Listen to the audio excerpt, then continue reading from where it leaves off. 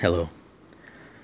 Today I wanted to talk, possibly at length, about some very interesting subjects and key issues regarding the nature of the universe, types of love, and what is divinity. Now, first of all, let me say that I feel blessed that I've been in contact and magnetized myself to very evolved teachers, both in the kind of spirit realms and in the physical realms. So I don't really like to say, oh, you should take this seriously because I got it from this person or that person, right? Because that's really trying to leverage permission slips or trying to enforce a view upon you. And many of you probably prefer to listen to your heart. And on both of those issues, I would say, well, first of all, on the former one, I'm blessed that this information is very high level and you really haven't heard it before. I mean, you really haven't heard it before. And there's a reason. So there is a lot of substance here, and I'm put some things in context. And it is from evolved beings. Okay? It's from Thoth, from Jesus. It's from really some of the highest beings in the universe. But if you prefer to listen only to your heart, well, that's also an interesting subject, because how pure is your heart?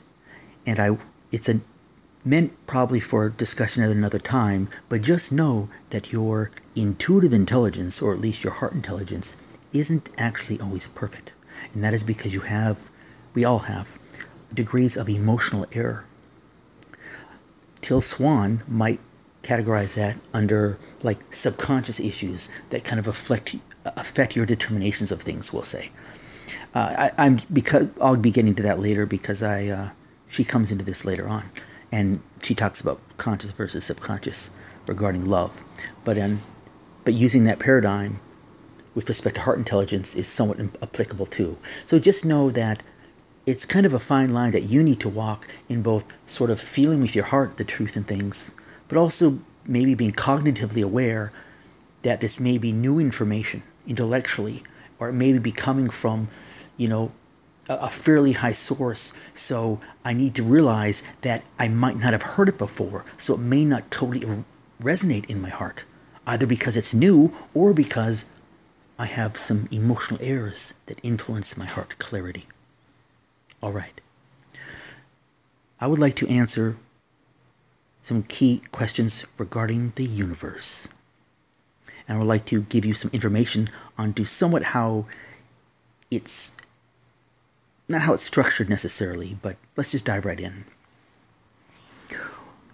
Is God in your heart? Is God in your heart? That's the question.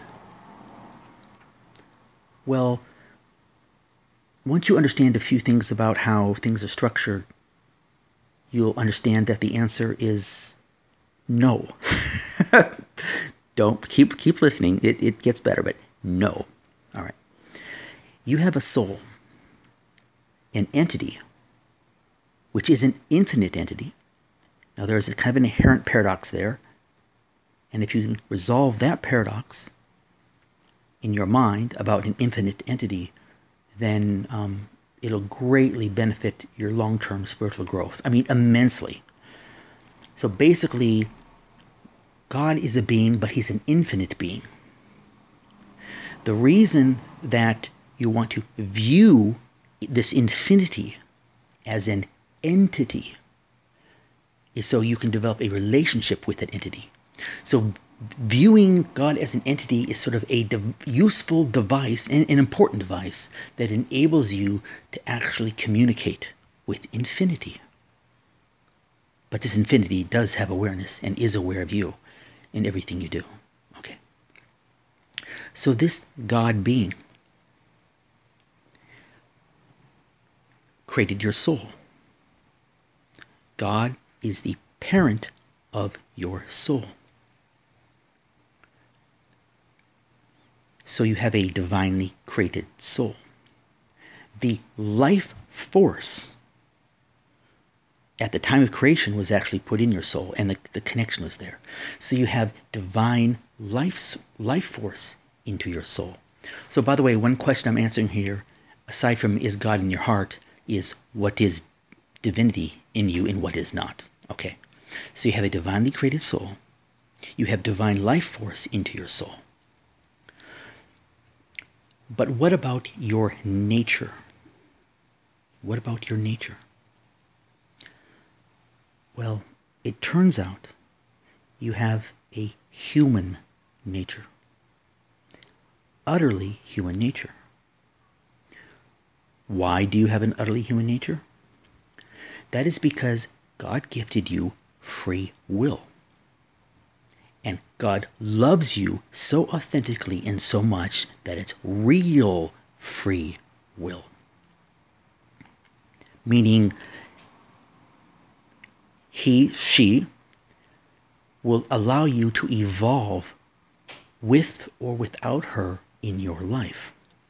So, in order for that free will to actually be a reality, that God created your nature to be human so you'd have the freedom to go whichever direction you wanted.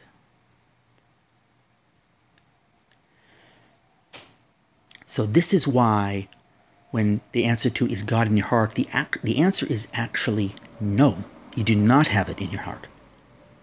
But then you might say, well, I thought I was a God. I have this creative power, don't I? Okay, well that again is by virtue of your free will. So yes, you can interact with the environment psychically as you go up, and even in the spirit realms, right? You can interact with the environment through thought and such because you have the free will. So that does give you that connection with the environment. So there's a very high degree of connection, and you do have creative power. But it's human creative power by virtue of having free will.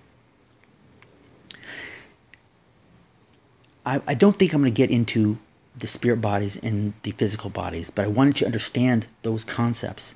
And they may seem minor, but they're really not. Because the issue of how you view infinity/source is really important. Because if you view infinity/source as God, which it is the case, because there is full awareness, that being has full awareness, then you can have a relationship with that being, and it affects another really important issue. The issue of love and the amount of divinity within you. So let me now talk just kind of briefly about love, just kind of a generic, it's a very broad topic, but I want to throw it in here. I just watched 2 videos of 2 different spiritual leaders. One, Matt Kahn, and the video was hot topic number 3, Love is Real. I'll provide a link. And then also, Is Love Enough by Teal Swan. Okay, now remember I spoke earlier about the fact that you have this human nature with actually no God in you. Initially, you have no God in you. So in your path, you have the opportunity. Well, what actually happens, I will go in, is that when you're actually born and you incarnate, you end up falling a long ways. And we'll explain that some other time. But due to emotional error, due to psychically absorbing problems that your parents have, some of those you absorb right in the womb or during early childhood, that your consciousness and really the amount of love that your soul holds is in fact like very low because there's just all this error. So a baby kind of has quite a bit, but it loses that capability as you harden up. So then you have the opportunity to try to clear emotional error and fill your soul with love. But the love you're going to fill your soul with is one of 2 kinds. It's actually a human or natural love. So the reason I'm saying this is the 2 videos by Teal and by Matt Kahn are very interesting, because these are 2 extremely evolved people. But they're different. And just as a side note, right, you have Matt who has all this loving energy. His energy is very loving. But it's actually human love. And then you have Teal in her Is Love Enough video, where she showcases really her just utter brilliance, just her analytical brilliance. She breaks down the differences between like conscious desires and subconscious desires and how they interplay and affect your attractions and they affect the love dynamics. Now, even though that's, again, love's a very complex subject, but I'm just trying to say that two examples of very enlightened people, and in both those cases, what they're really dealing with is human love. Now, there's another kind of love, which is divine love. Divine love is something that you only get from divinity. I can only get love from Matt if Matt wants to give me his love. I can only get love from Teal if Teal wants to give me her love. I can only get divine love if God, the only person who has it, wants to give it to me. Now, this is a real dynamic. This is a real material. This is actual light material you can see coming through a person's crown chakra, basically. So when you view infinite universe as an entity and you start building a loving relationship with God, she sends love into your soul and it starts to transform your soul. And at that point, you do have God inside you, and it only grows and grows. Over time, it starts to transform your chakra system. Your spirit body has a chakra system. It will transform your chakra system. And you'll become more of an angelic being. In fact, you will literally, at some point, become, if you keep developing that relationship, an angelic being with total divine love filling you. You'll ascend farther than all of the human love, I don't say practitioners, I mean very evolved loving people. You will ascend past a void that they cannot cross because it requires divine love. And many amazing things can happen after you do that, is you can potentially connect with the other half of your soul, your twin flame. It really exists. And you even develop whole new sets of abilities. So divinity, so you have in summary, you have a divinely created soul. You have divine life source into the soul. And then you have a human nature because of the love that God says, I love you and I give you free will to go whatever way you want. If you ultimately come around and want to see God as an entity and seek a relation with him, he will then send divine love into your soul and it transforms your chakra system and you can become another being. So this is information that comes from basically true, very high ascended master realms, well beyond the spirit realms that many of, say, the Eastern gurus actually get their information from.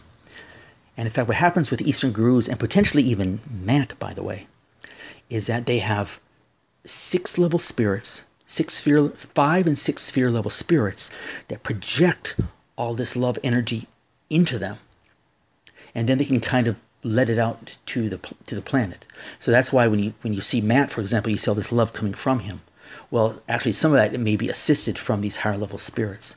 But it doesn't change the fact that he's a very enlightened guy, as is Teal, you know. But one reason I bring that up regarding Matt is the name of his channel is True Divine Nature. And I just want to let you know that that's not really a good name for the channel. Okay. What Matt is preaching in a beautiful way is true human nature and, you know, the maximized love components of it. So divine love can only be received from God. So anyway, I think I'll just stop there. Hopefully this has been informative. I'll be glad to go into greater detail at other times. This is not something I just thought up. It's not something I just read. it's from beautiful, really advanced beings, and I hope you've learned something from it today. Thank you very much. Love you. Bye.